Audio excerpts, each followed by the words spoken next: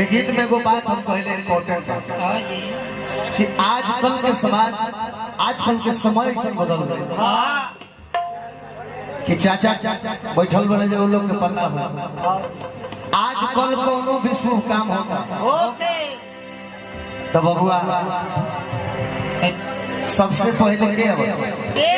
के सबसे पहले के टेंट पंडाल वाला एक बात में जान सबसे पहले हुए ना यहाँ जनरेटर समय टेंट पंडाल लोग आ गए आज से 40 वर्ष पहले की बात करते हैं। टेंट पंडाल वाला तो ओकरो से पहले के हुआ ओकरो से पहले के हुआ आवे के आवे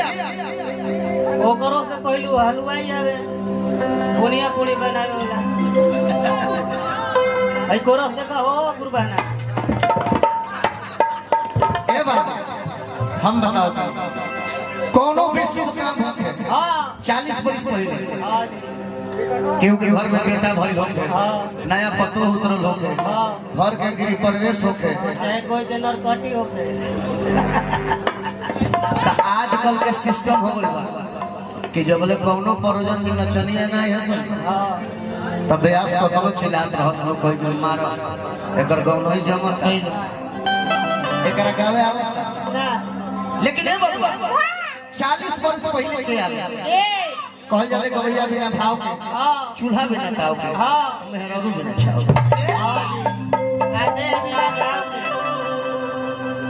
दे बिना घाव के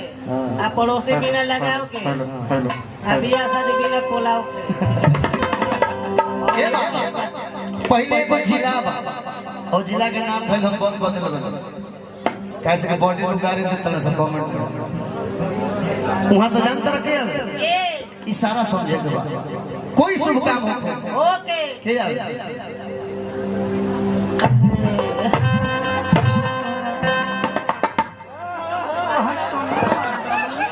अब वो है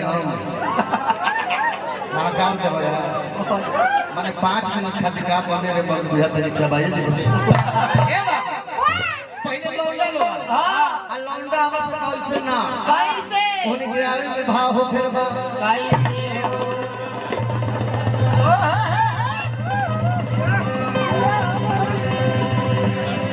वाह वाह बेटी तनी होने में घूमूता हाय हाय हाय हाय वाह बड़ा निक लगत है कैसे जानते नहीं कैसा लगत है हाय हाय हाय मार दो हां आई तो कर रही ए बाबा जब लौंडा लोग मंच पे आवे इहे गुण नहीं गावे लेकिन बदल जाए भाव कैसे बाबा कैसे अब उन्हीं के जो साड़ी होखे उस साड़ी को बोले तक ना हो कहां तक रहे उस साड़ी हमेशा ठेवना तक हेउना बात ना रहे बस पहले कंपनी वैसा निकालते रहे अगर कटी कर वो घरे तो बुझा नहीं तार जन्म करू ना भर अच्छा हमार जन्म करू ना भरे तो जमर हो 1942 से गांधी जी जोरे घूमल बन गया आजादी खातिर ए बाबा क्वालिटी देखो तू लोग चले कैसे कैसे जैसे चलो सो वैसे ढोलक बाजे बाबू के कहो अब फिर गौरी के लगन में बाजे 6 साल ढोल में वही वही में का चले लो बीच हे गोड़ को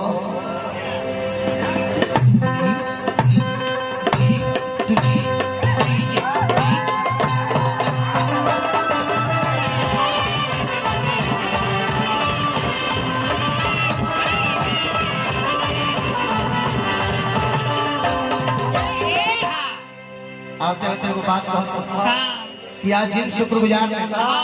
हम इस पावन पवित्र धरती पे बुलवाया है हाँ जी हमारे राजकुमार भैया को हाँ ले ले दिल से कोई रामा तह तह दिल से हाँ जी कुछ ढोंगिया सचा ना ले ले दिल से हाँ ये जरूर ढोंगिया से हाँ तह तह दिल से बचा ना हाँ शुक्रिया अदा करते हैं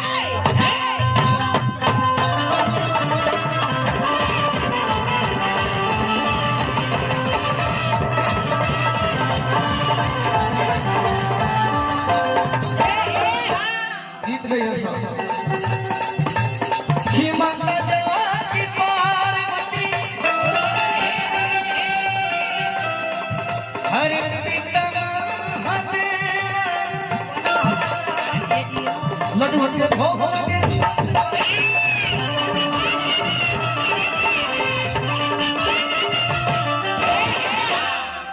ऐसे के गए आ रहा बलिया बबसवा रोहतास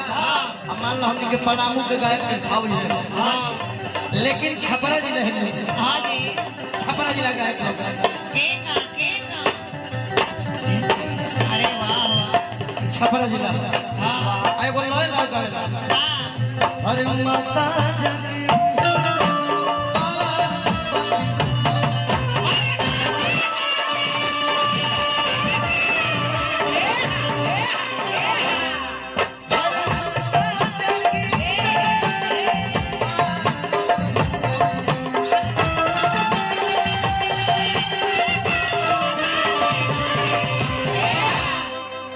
चलत रहे तो ठेका मत रुको पैसा पैसा पैसा